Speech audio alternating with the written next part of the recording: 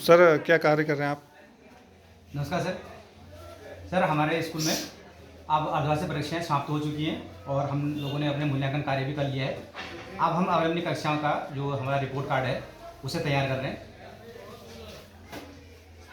Ma'am आप नमस्कार बताइए। सर, हम ये अर्धवार्षिक परीक्षा का रिजल्ट तैयार कर रहे हैं और विषयवार सारे मूल्यांकन भी कर चुके हैं और अब रिपोर्ट कार्ड की तैयारी चल रही है सर। Thank you sir.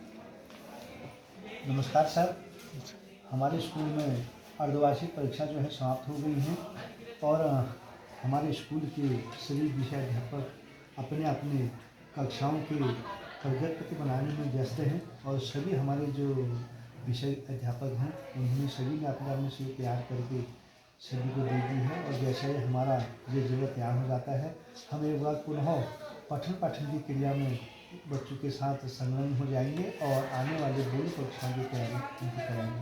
धन्यवाद।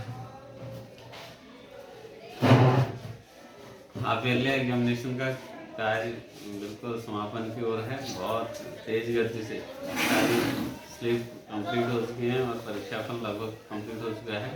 सभी हमारे अध्यापक सहयोगी अपने अपने कार्य में रिजल्ट बनाने की तैयारी में बहुत ही ज़बरदस्त तरीके युद्ध स्तर पर कार्य हो रहा है और संपन्न होने की कगार पर। Okay, thank you. Negi ji क्या कार्य चल रहा है? सर ये रिपोर्ट कार्ड तैयार कर रहे हैं परीक्षा के बाद। कुछ एक दो विषय की स्लिप हमारी चढ़ानी शेष रह गई है अब और ये उम्मीद की जा सकती है कि 10 तारीख तक हमें रिपोर्ट कार्ड बच्चों के हाथ पर दे देंगे। बाकी काम लगभग पूर्ण हो चुका है। थोड़ा ये जो टोटल कर रहे हैं अब हम उस पर फोकस होना, क्योंकि ये 9th और 10th का है। इसमें थोड़ा इंग्लिश और संस्कृत का जो ऑप्शनल सब्जेक्ट है उसमें मार्जिन देखना पड़ रहा है कि किस विषय में ज़्यादा नंबर हैं तो वही विषय काउंट होता है इसमें, इसलिए थोड़ा टोटल में बारीकी से काम करना पड़ रहा है। बाकी लगभग कार्य पूरा हो चुका है और उम्मीद है कि 10 तारीख को रिजल्ट बच्चों के हाथ पर होगा। अच्छा सर, ये बताइएगा कि बच्चों ने किस तरह का कार्य किया है। आप क्या अपने बच्चों के रिजल्ट से जो उन्होंने मार्क्स प्राप्त किए हैं आप संतुष्ट हैं? संतुष्ट बहुत सारे बच्चों ने तो बहुत अच्छा काम किया है, लेकिन कुछ बच्चों जो लगातार अपसेंट रह रहे हैं, जिनको हम देखते हैं कि जो कक्षा में भी ज़्यादा अनुपस्थित रहते तो उन्हीं के काम पर जो है यहाँ पर फोकस नहीं हो पाया है और वो पूर्ण मनोयोग से, यानी क्वेश्चन उन्होंने किए हैं तो आधे के बाद छोड़ दिए हैं कि पूर्ण मनोयोग से उन्होंने कार्य नहीं किया है।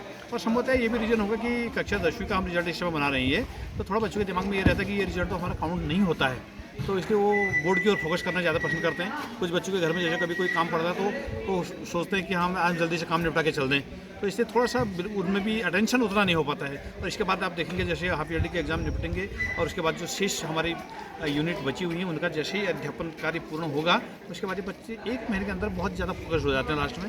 तो यही हमारा अनुभव है पिछले 8-10 साल की पढ़ाई का कि एकदम ये फोकस हो जाते हैं। अभी जैसे बहुत सारा अटेंशन इनका नहीं हो पाता है और ये जो 10वीं 12वीं के हैं ये फिर एकदम फोकस हो जाते हैं। अच्छा, जैसे कि हमारे बोरा जी हैं प्रवक्ता अंग्रेजी, तो सर आप अध्यापन से अभी अभी जुड़े हैं, तो जो बच्चे जिन बच्चों ने आपको लग रहा है कि जो बच्चे थोड़े कमज़ोर हैं उनके लिए आपकी क्या योजना है? किस तरह से आप जो है उनको लाएंगे पटरी पर बच्चों को?